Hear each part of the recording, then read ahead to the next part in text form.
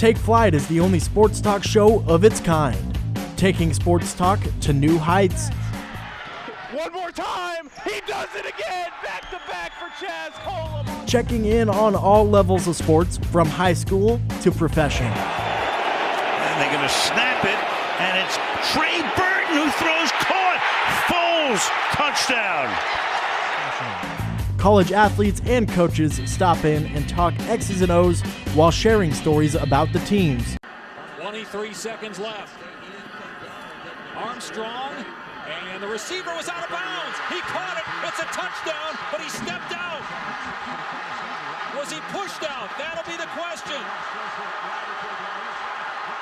Now, we head to the flight crew as we prepare to take flight.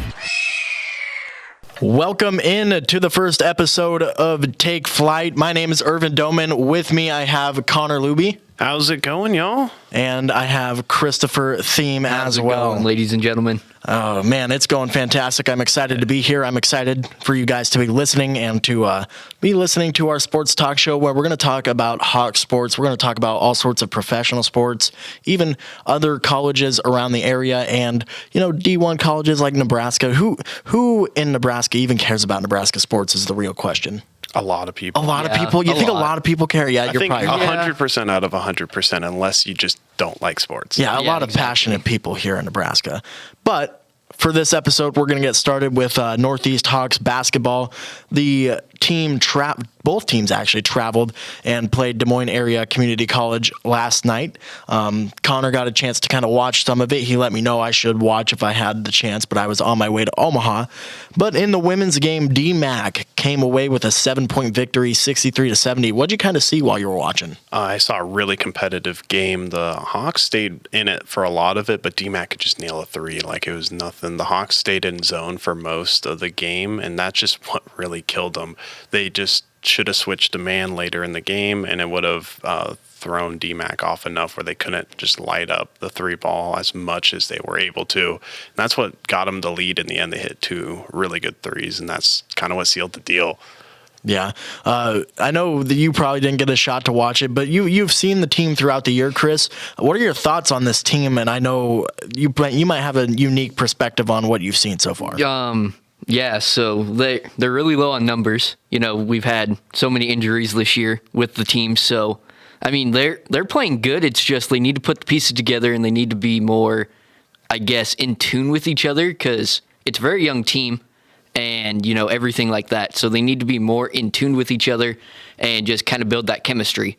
Yeah, I definitely would agree with that as well. It's kind of a tough situation to be in with the low numbers because some of that's out of your control. I know we've been talking about getting Marta back soon, and it hasn't happened. Didn't happen last night, but they're really, really hoping Marta Pons is able to come back within the next week or two here. And right now they're running a six-woman rotation, I should say, with Ellie Gothard coming off the bench right now.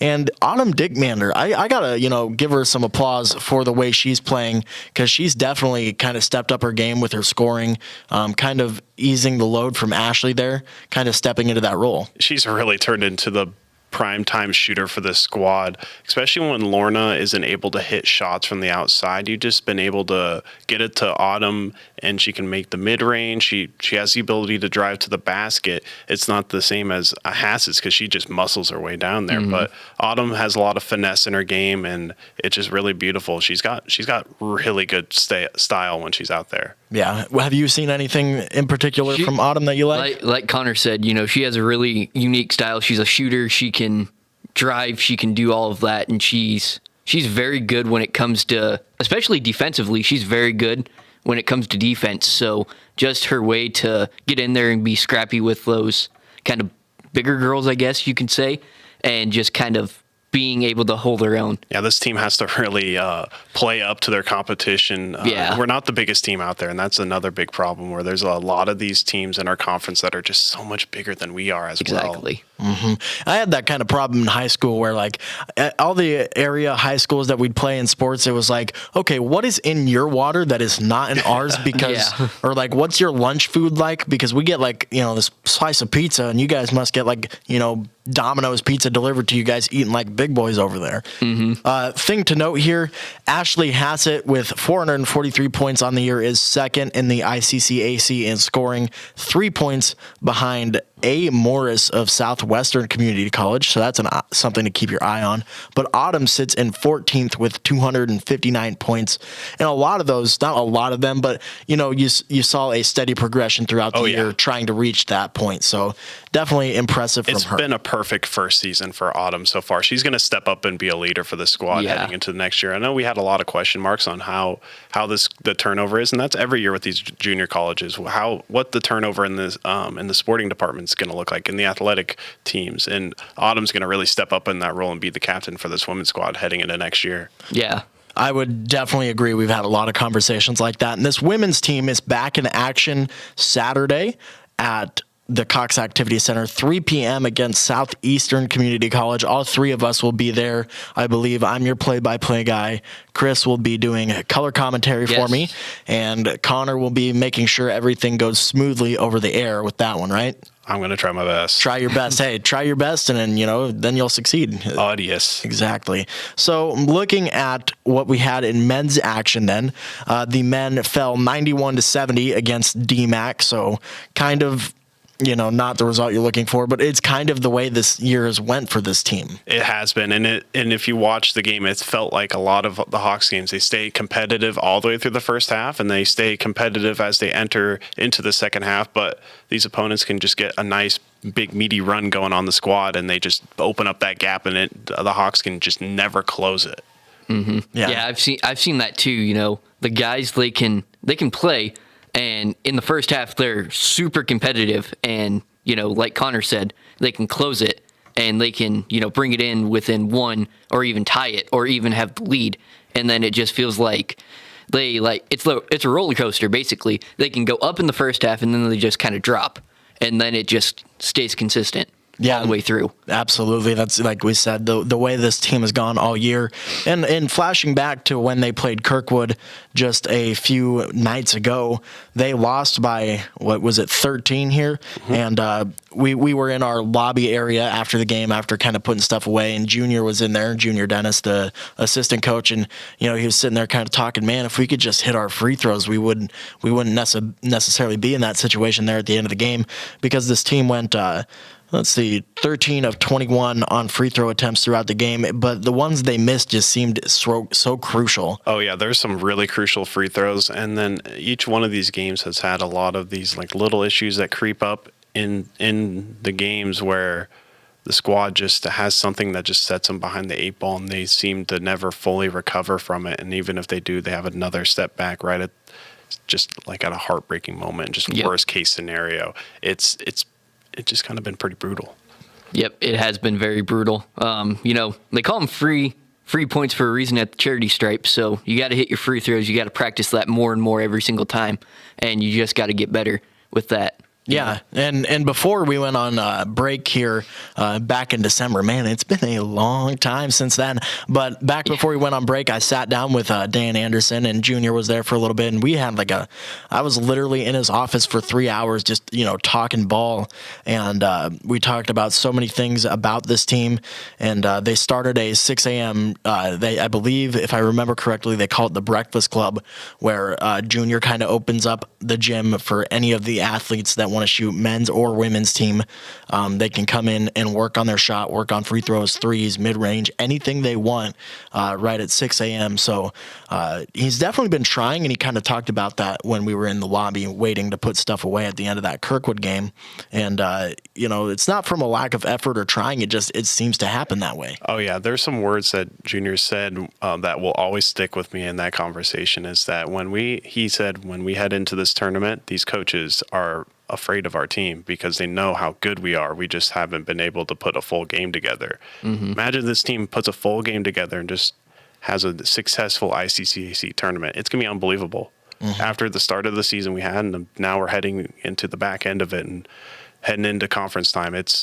I mean, it would be impressive to see. Yeah, this team has like an insane amount of talent. You go watch them play individually, quick, tall.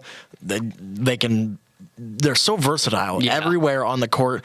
Like Jared Lopez, Chaz Colum, Alexandre Sanusi, Decker. All of it just kind of meshes well together, but it's just got to be a complete game, like you said. Yeah. Yeah, you got to put it together. Pull on through. Yeah, and speaking of Junior Dennis, when he heard about this podcast, he was like, man, you guys are going to have me on the show. Like, it'll be a lot of fun. So definitely one thing I want to bring up here is we'll definitely have him on. And we're also going to try and get other athletes and coaches on throughout all athletic programs here, whether it's baseball, softball. I'm not even opposed, even though volleyball season is over for the year, I'm not opposed to maybe digging in the bag and bringing in Schulte or an athlete that's going to play next year. Oh, yeah. That would be fun. Yeah, I think it provides a different aspect to the show and an insight into what it's like to be a college athlete or a college coach. And especially after I sat down with Dan Anderson, like he has a lot of awesome information, a lot of interesting backstories. I talked to him about how does Northeast get kids from the Bahamas? Like, where did that start? And then I kind of got the backstory into that, so we can maybe discuss that on the show coming up within the next, couple weeks or whatever. All of it's just fascinating, and I cannot wait to kind of begin that, like, guest journey with you. Oh, yeah. Yeah, exactly. That'll be fun. It will be fun, yeah. There's so many people that are going to have so many fun stories that I would bring here, and I think you guys would love to hear them. It's going to be wonderful. Yeah, especially like the soccer coaches and all of that. That will be fun. Even like our AD and assistant athletic director. Yeah. Sports information and athletic event coordinator is the official title for Bobby Frost. Longest job title. We went through this on the vault the other day where I had it saved in my notes because I did a story on him. So I had to make sure I had his title officially correct.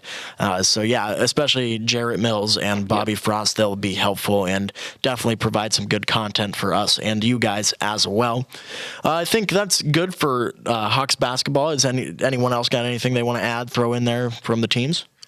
I don't think so. We got some games coming up in 2 days from now. On Saturday, women's are playing Southeastern at 3 p.m. And then the next time the men's play, they are also playing with the women here on Thursday against Iowa Western at 5:30 and 7:30. So make sure you tune into that or just come out and watch. Exactly. All right. Say hello. Yeah, okay. So we'll wrap up Hawks basketball there, but moving into some professional sports, a lot happening within the NFL world. What do you guys think about those conference championships that we saw? Wow. That's all I have to say is wow. Those games were insane. I was at work, and I watched the end of the Chiefs-Bengals game, and I was like, how? How did they do that? Coming back from 21-3 down to win it in overtime. And then the Rams-Niners game, I really didn't get to watch it, but that end result, I'm just so happy for both teams that made it. Yeah, what are your thoughts on it? Yeah, Connor? these are two feel-good stories, and we kind of discussed this a little bit already. The Bengals game is heartbreaking for me as a Chiefs fan and seeing that one get away from them. But I think we talked about it. It was kind of towards the end there, it was just Mahomes trying to play a little bit too much hero ball. It felt like, even though he's got the ability to, he's got to, sometimes we saw this earlier in the season, it kind of got exposed here in this game. You just got to pull back the reins a little bit and just kind of take your time and sometimes just take what the defense gives you. Yeah, especially there in that late fourth quarter, that last drive that led to that Butker field goal to tie it. He was literally just dancing around, and I love Mahomes. I love. I've watched football for so long, and the way he plays is just unmatched. I have never seen it before, but, he just tried to make a play that wasn't there, just bouncing around, looking, running backwards, and then fumbles the ball, almost loses the game right there. Eventually, able to, it wasn't one of the offensive linemen. Offensive lineman picked it up. I'm not sure who grabbed it off the top of my head, but they were able to kick a 44-yarder to send it to overtime instead of what the 30-yarder it would have been or something like that. And then Mahomes I saw a meme out there where it was like it took Mahomes 13 seconds to drive down the field to beat the Bills, and it took him 13 seconds to throw the overtime interception against the Bengals to cost them a chance at the Super Bowl. I was like, not everyone's perfect. Not everyone is Tom Brady. And even Tom Brady made some mistakes. Let's not pretend like he didn't, lose some games out there. So, Eli Manning. Yeah, Eli Manning haunts Tom Brady in That's his a sleep. fact. Even though Tom Brady is done, and we're going to talk about that in a little bit as well. But definitely, I'm excited for this matchup. So am I. I want the Bengals to win. Who do you guys want to win? Bengals. Even though they beat the Chiefs, I still want the Bengals to win. I love that team so much. I'm thinking the Bengals. I mean, they've made it to the Super Bowl how many times and never won one? Twice. So, yeah, I think they made it twice and Yep. have never won one. Yeah, and Joe Burrow, absolutely stunning. I know we talked about it. Joe Tasty. No quarterback has ever won the national championship, the Heisman Trophy, and a Super Bowl, and he has the chance to do it if he wins this one in 3 years. Yeah, that would be absolutely insane. I mean, that's not taking anything away from this Rams team. I mean, look at their defense. Insane defense with a whole bunch of stars on there. And then you got the offense, which Matt Stafford as the quarterback has never won a Super Bowl. I'm pulling for both teams, but if it had to come down to it, I would want the Bengals to win this. These are two feel-good stories for both sides, especially with Matthew Stafford on the other side. He hasn't even won a playoff game before this season, and he went all the way. And the same thing on the other side for the whole franchise, for the Bengals. They haven't won that playoff game since 1990, and then I was like, when's the last time they won 2 playoff games? Well, when's the last time they won 3 playoff games? Yeah, I don't think the Bengals are going to win, even though they're underdogs right now in the betting lines. Yeah, it's kind of crazy. Speaking of betting, I like that you brought that into this. I saw something. Sports apps will give you $20 free if you sign up through a promo code or whatever. Mm-hmm. Some guy used a $20 free bet, and he guessed the score of both conference championship games correctly. And I did see that. I'm not exactly sure what the exact number was, but it was $500,000 something dollars on a $20. He didn't even put anything in. They gave him $20 using a promo code or something. I remember seeing that. And he won $500,000. That's the biggest finesse I've ever heard in my life. Finesse. God, why can't I be that lucky? I Just know. finesse $500,000 for just pickpocketed them pretty much. Yeah. It's this one's going to be 27-24, and this one is going to be 20-17. Yeah, I think that'll be good. You know how many times I've played Fox Super 6 and not won? I have done the same. Come on, Terry. It's awful. I watch football all the time, and I'm just bad at it. I know. But, I'm really excited for the Super Bowl matchup. Obviously, we have this week where, it's just kind of relaxing. We got the Pro Bowl coming up. A lot of different events coming back in the Pro Bowl. I think they're bringing back dodgeball, if I heard correctly. Yeah, and then the quarterback... Skill challenge, yeah? Yeah, and then the needle or whatever it is. Yeah, because I remember seeing the clip from NFL reposted something the other day of Carson Palmer going through the skills challenge, and he falls flat on his back during it, and everyone's just dying laughing. It was great. Yeah.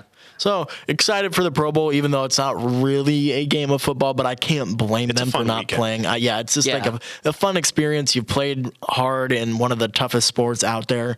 Go enjoy it. Is it in Orlando still, or did they move it back to Hawaii? I guess I don't know. They're sure as heck not going to move it back to Hawaii. Have you seen the state of that stadium? No, I have not. Eaten away. Well, Aloha Stadium is now getting eaten away by the salt tides. It was it's getting so rusty, man. That thing is almost decrepit. Well, I'm gonna pull this up here and find out where the Pro Bowl might be is gonna be in Las Vegas this year. Ooh, so interesting. Because they always used to have it in Hawaii, but then they moved it to Orlando, and now it's in Vegas this year. This is when it was the year they moved it. They declared Aloha Stadium unplayable, or inhospitable for anyone to have any sporting event there. Interesting. I think they're gonna do something I don't think they've torn it down yet, but Hawaii's already built a new stadium for their college football team. They've already playing somewhere else. Yeah, fascinating. I mean, the Rainbow Warriors, What is this man doing over here with the Trojan shirt on? What is this? You Lincoln Riley bandwagon? Caleb Williams? What's going on over here? I got this when I was in California over the summer, so I'm not a bandwagoner. Don't worry. Okay. Don't worry, boys. All right, here's a little funny thing to wrap up the Bengals-Rams talk here. Sam Hubbard told the media that they were doing this for Harambe. Let's go. Who remembers Harambe in that situation? Who remembers Harambe? I do. Go Harambe. What a fascinating, absolutely, R.I.P. to the Time GOAT. is just a circle. Everything gets brought back around one day. Yep. So a lot going on within the coaching world. Are you laughing at my voice crack? Oh, yeah. He was laughing at my a lot going on within the coaching world in the NFL and really college, as a lot of people thought Jim Harbaugh was prepared to take the Vikings job. And then late last night, he called Michigan up. I don't know who you really. It said he called Michigan, so I don't know if he called the state or who he called, but he let them know that I am not taking the Vikings job despite interviewing with them, and I am gonna come back and stay with the Michigan Wolverines. So he'll stay put. And the fascinating thing about that is it happened on National Signing Day. So imagine being a talented 4- or 5-star commit and you want to go play at Michigan, but you're not even sure if their head coach is going to be there. Oh my goodness. I always fear for that whenever these guys get recruited somewhere. Yeah. Their coaches leave before the recruiting cycle. That's just got to be such an awful feeling. When you get recruited to go somewhere, go to school somewhere, put your life into it. And then 1 year later, sometime later, he's just, yep, I'm going somewhere else. Yeah. I'm gone. Yeah. So Riley. Sources said Jim Harbaugh left for Minnesota thinking he was about to get an offer. Things took an unexpected turn, and that did not happen. So they must not have offered him. And so when he got back, when he left the meeting or whatever, he called them and was like, you know what, I'll just stay. I don't get why the Vikings didn't offer Harbaugh. I believe their plan, I don't know who the Rams offensive coordinator is, but their plan is to hire the Rams offensive coordinator once the Super Bowl is over. Kevin O'Connell is his name. Ooh. So Vikings land Kevin O'Connell as head coach is the headlines from about 18 hours ago. So that'll be their next head coach, which could be interesting. How much of that success of the Rams offense are you giving to McVay or O'Connell? I never even heard of the guy before. Is O'Connell or McVay calls the plays? Yes. I would assume so. Okay. I mean, you just got to trust in the wisdom, I guess, where it's you've been in an offense where you've seen how successful it's been. You got to have a lot of faith if that's the case, if he's not the play caller. You just got to figure out, have the conversation with him. And it looks like they already have, and they want to go with it. Just how much knowledge he has, what he brings to the table, and I guess he brings enough for the Vikings. Mm-hmm. We'll see how it develops. It's going to be pretty interesting. Yeah, it's a pretty crazy hire. Yeah. Just something you weren't expecting. Yeah. Have you heard of Kevin O'Connell before? No. Yeah, I've never heard of the man, but it's the curse of the Vikings. So let's hope they can actually do something. But I don't really have too much faith in the Minnesota Vikings. Yeah, we'll see. I mean, there's talent on that roster: Jefferson, and Thielen, and Cook, and Cousins is. I don't know. Cousins is polarizing, I would say. Some people think he's, pretty decent. Others people are he's Kirk declining. Cousins. But there's talent on the offense. The defense has, some big name players: Danielle Hunter, Eric Kendricks, Anthony Barr, Harrison Smith. A lot of good players along both sides of the ball there. I do think they made the right move though in trying to get a new head coach on their team. I think that's what they needed to actually make the playoffs. It's just now, how successful are they going to be? Because they don't really have. They do have really good talent, but it's just going to be see how they develop in the playoffs. I think playoffs are going to be a good expectation for that team next year. Exactly. Yeah. I think so. They were a couple games out, maybe one game out from making it. I think they were this year.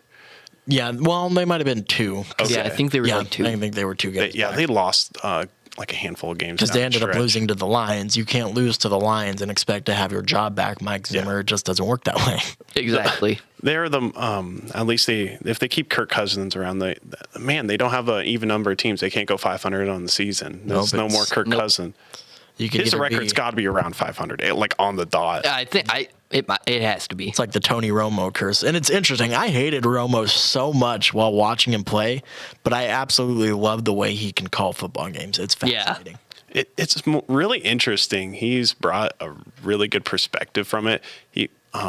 Anytime I watch one of those games, I'm like, you're going to learn something, you're going to develop something watching this game. If you're a fan of football and you don't watch those games where Tony Romo's calling it, you're doing yourself a disservice. Yeah, you're missing out on a guy that has a lot of wisdom in the game of football and a lot of things to teach. Yeah, he'll be predicting things before they happen. He's like, okay, well, motion Travis Kelce into the slot here and see what the linebacker does, and then you run a crossing route, and I'm like, and it's exactly what unfolds before my eyes. I'm like, okay, well, who gave him the play sheet here? Yeah. Is it Phil Simms, the one he calls the games Jim with? Nance. Phil Nance. Simms is who he replaced. Okay, yep. So Jim Nance. I mean, Jim is such a perfect balance with Romo too. I didn't think it would go well at first, but it's been so good with those two. They got some good banter back and forth. They have good chemistry with each other. And moving on and looking at what the Huskers did, some of their recruiting class, I suppose, yesterday. Obviously, Casey Thompson, a 4-star quarterback. Chubba Purdy, a 4-star quarterback. 4-star wide receiver Trey Palmer stole him away from LSU.